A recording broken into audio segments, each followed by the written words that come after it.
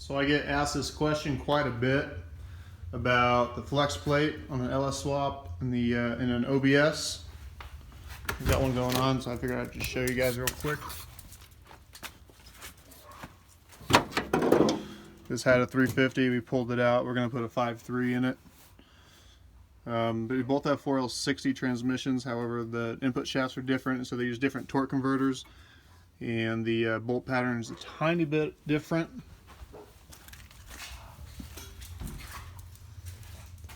They're still in like the same locations. They're just a little further out, so you just have to oblong the holes a little. Use a Dremel or a round file, and you can kind of just work it. And it's kind of a pain. You might have to take the engine back out. It's good to try and bolt those up before you hook the transmission or the engine up to the motor mounts and everything. But if you have the engine out like this, you can kind of hold it up to the torque converter and see if your bolts will start. So we'll try that real quick. So I got one bolt in. Obviously that's not hard, but the other holes don't line up yet. Close. So I think a good mark would probably be, you can see where the old bolt used to be, the shoulder of it. Maybe go down just to that, right there. And we'll try it again. Because you can't just do one, you can't just oblong one or two, because then that won't be centered. And I'll show you the piece I have also to center this on the torque converter.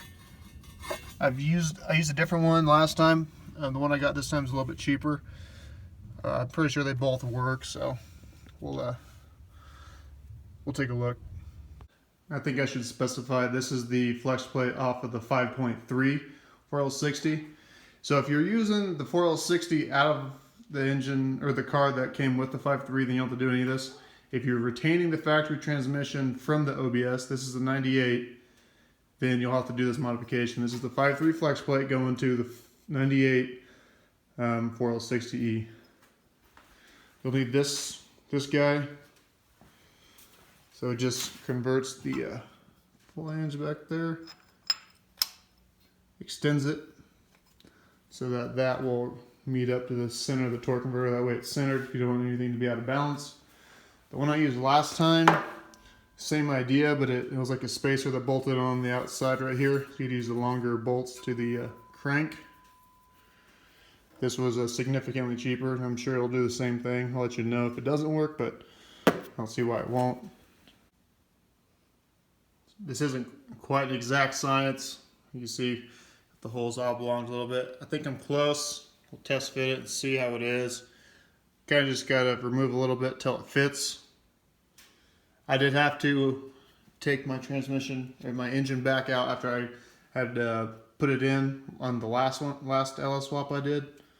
They weren't quite there, but yeah, that's what you got to do. And also, if you have a 96, I believe, through 98, 99 OBS, and you want to retain your air conditioner, you can buy this bracket from a guy on Amazon. And it comes with this, so you relocate the alternator to this side, and you can keep the factory 98 or whatever year. Mine's a 99. The OBS air conditioner unit goes there. He doesn't supply the tensioner of the belt, but he tells you the part number for the ones you need. So you can just hook everything up. Everything will work.